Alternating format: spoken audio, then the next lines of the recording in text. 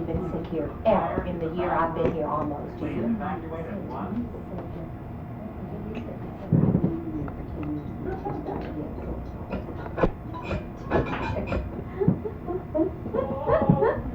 That's why you're so thin. Now you can admit it. That's your reason for because you're size 2. Don Quixote would not wear that. Don Quixote might have, but Don Miguel de Cervantes played 3 parts. Right. Actually, a lot of people don't realize he plays 3 roles. He dies as Alonso Quijana, country squire. It's a beautiful piece of theater. Do you do it with one intermission? There's got to be 2 here. Oh, they're going to do 2 intermissions? So I remember when I first saw it, how impressed I was with it. it's a hard show in a sense to follow. I'm a little concerned about the 2 intermissions and Oh, all right. the 2 intermissions because we're hoping that the people still remember where they were in the play. Yeah. Okay, John. We've been chatting away here, but now we're on for real. First of all, welcome back to Dallas. It's nice to be back. Good to see A little you. different theater than the last time I was here. Yes, and I have you done this show Yes, in I a did it dinner in- theater? No, not in dinner theater. This is the first time dinner theater. I've done it in the Round in Proscenium, and the tents of New England down in Hyannis. And it's not too unlike that here because you're in the Round, or Square as the case may be, this is the theater. What does that do as far as your interpretation of the role? Do you No, have that to- doesn't change at all. You just have to stage it a little different. You move more. You know, we were on an original company. I was with the National Company for a while. The sets are a rake stage. You may remember when you saw it. And we have dungeons down below and people coming up from below and things. This way, all we do is go up those staircases. That's all. It's a steep staircase too. John, what is the history of this show?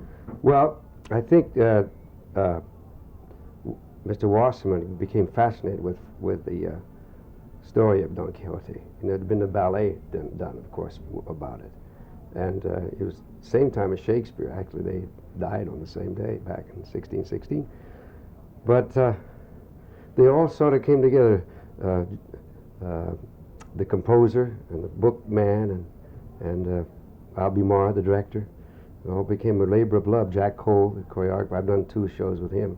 And it was a tremendous undertaking, this show, because of the 3 parts one must play, too, is involved. And it's all going to take place in the dungeon, the whole thing. So this is going to create costume problems, and it's going to create probably problems as far as your interest is concerned, because there's not much set change and everything. So originally, as you pointed out earlier, that was a 2-hour and 10-minute show, nonstop.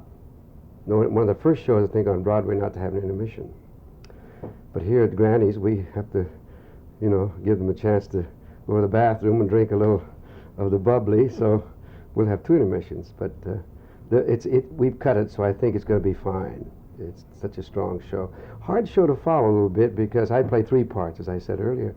Plays the country squire, Alonso Quijana, who, because of his reading and his own thing, he sort of, as he says, his brains dry up, and he conceives this tremendous plan of being a knight, going about the world to right all wrongs, But of course, this is Cervantes' play, Miguel de Cervantes. He gets put in prison for putting a lien on a church, foreclosing on a church, and you don't do that during the Inquisition. So he has to defend himself in the kangaroo court in the dungeon to save his manuscript, to save his properties, and the rest of them. That's what you're seeing most of the evening, is his play within the play.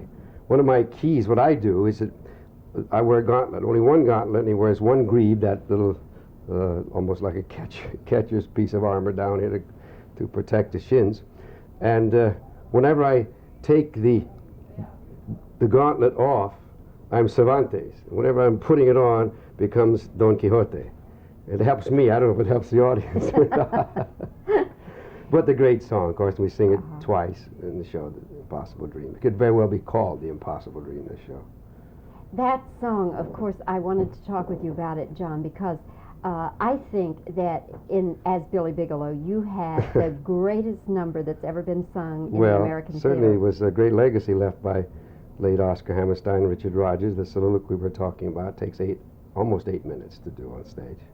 How would you rank Quest, The Impossible Dream? Well, it's just the song. You can't even begin to, this whole thing about Billy Bigelow, whether he's going to be a father to a boy or girl, and what he's going to do about it. It's like a one-act opera. This is just a great, great song. No verse to it, and it's very short, really, when you think about it. Actually, in the show, it isn't a great singing part, although what he sings is fun. He sings "Ay, my Don Quixote," he sings "Den Dulcinea," which is another short song. Then the Golden Helmet, which is, he conceives this shaving basin to be a golden helmet. They have fun with that. We end our first act with that number, by the way. And then The Impossible Dream, and of course we do some reprises of both those songs. But I guess overall I don't sing more than about 12 minutes out of the evening.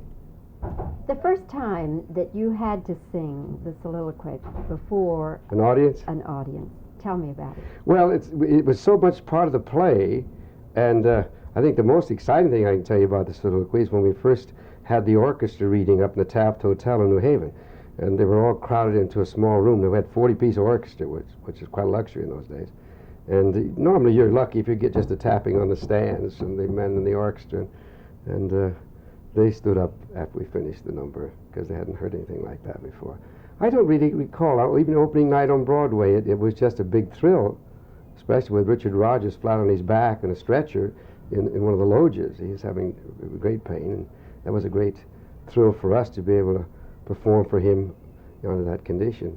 But what a great night that was. That was probably the biggest night in the theater I'll ever have, I imagine, because it was the first, and it was that show, and it was Rodgers and Hammerstein's favorite show. But this, as I get along with this color hair now and having fun, it's a great challenge. I've often said it's an opportunity that perhaps comes not very often to a performer, to have this opportunity to play this role. Your daughter, Bonnie, is now a big star, and have the two of you performed together? We, a year ago last Labor Day, a former man that used to produce shows for me, at least the Broadway shows, he's just doing star things now up in Wallingford, Connecticut, said, "John, I want you and Bonnie to do it." Well, Bonnie was reluctant, more than I was, because she just didn't think my audiences would like her, because being in the rock and blues field. So I said to her, "Bonnie, what don't you like about my presentation?" She said, "I don't like your Las Vegas band sound that you have." I've been doing some musical autobiography concerts around the country. She had seen those. I said, "Well, supposing I get my accompanist and do the opening part and just do part of my autobiography with the pianist." She said, "Well, she think that would be better." So I brought her out when I got to the pajama game part, and I sang Once Was a Man to her, and we did A Girl That I Married with her accompanying me on her guitar. And we both sang Justin Love, I hear music, and she does the other part. And we got through the first act just fine, finished with The Impossible Dream, which is from here, it's Anna Mancha. And then she did her, and at the very end of her set, we did Oklahoma together, the song Oklahoma. But she still feels a little uneasy singing to my audiences. She feels I can sing to her audiences better than she can sing to mine, that they will not appreciate. She's probably true. Because every time I go to hear Bonnie, she says, "Dad, you're going to need these," and hands me earplugs. Have you ever tried to sing any of her songs? The couple of little slow things. I did on an act I did. I said, "Here's one."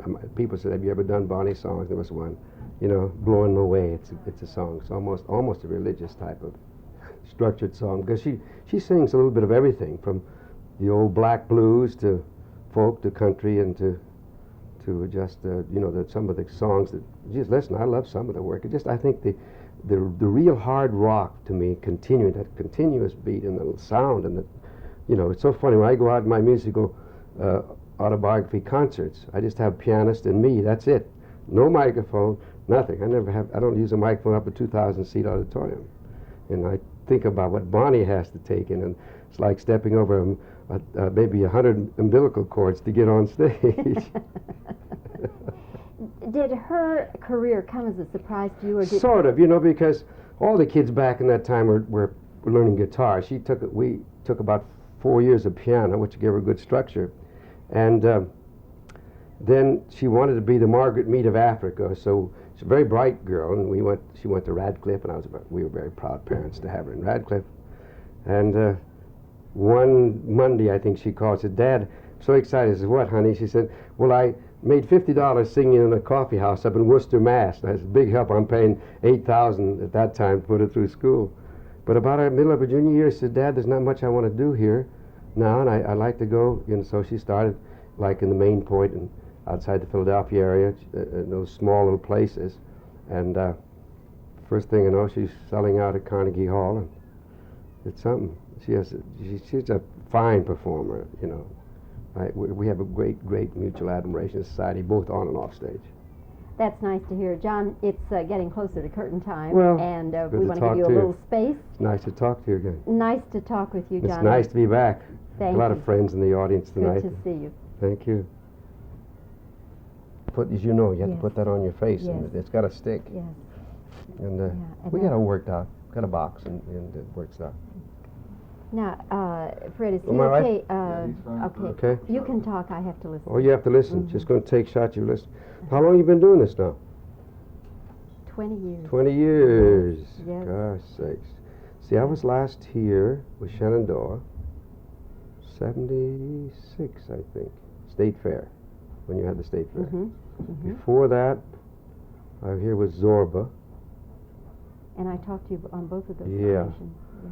Then I think one of the big things we had, I did carousel at the State Auditorium in 62, I think it was, 63 or 62 or 63. Mr. Wolf's big sets. Oh, yes. He is so good. My first time here was in 1948, outside. Was it? Rosemary, we did, Imogene Coca was in that company. Well, that was before No, my that's time. that was Charlie Meeker Oh, was yeah. the one in charge at the time. But very pleased with what they're doing here. This is you going to be able to see the show now? Mhm. Well, you'll see it's a well put together production. Rudy Toronto, I should have mentioned about him, plays Sancho, has done about 10 productions, staged and directed, and that's marvelous. He just finished, he directed Sugar Babies, staged all those numbers. And it's wonderful to watch him because it's a very difficult job too. Because it's me, because you're watching that person that you directed, and then you now have to play opposite them, and it's difficult. Little girl, the Linda Edwards is playing Aldonza. I know her work. You know Linda? Yeah, she's excellent. It's a tough Are you part. ready for questions? Yes, yes. Oh, okay. Now, is this a two-shot or, okay, No, so, this is just yourself. one shot, okay. All right, so I'm just going to re-ask All my right, questions okay. now, okay. That first time that you did the soliloquy from Carousel, what was it like? Let me repeat that. Okay. What was it like the first time you did the soliloquy?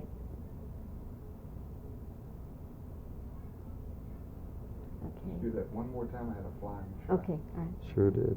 He likes to move around. What was it like, John, the first time you did the soliloquy from Carousel?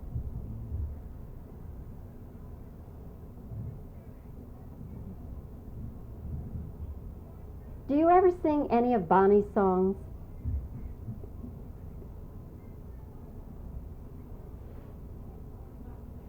When you and Bonnie perform together, what is it like?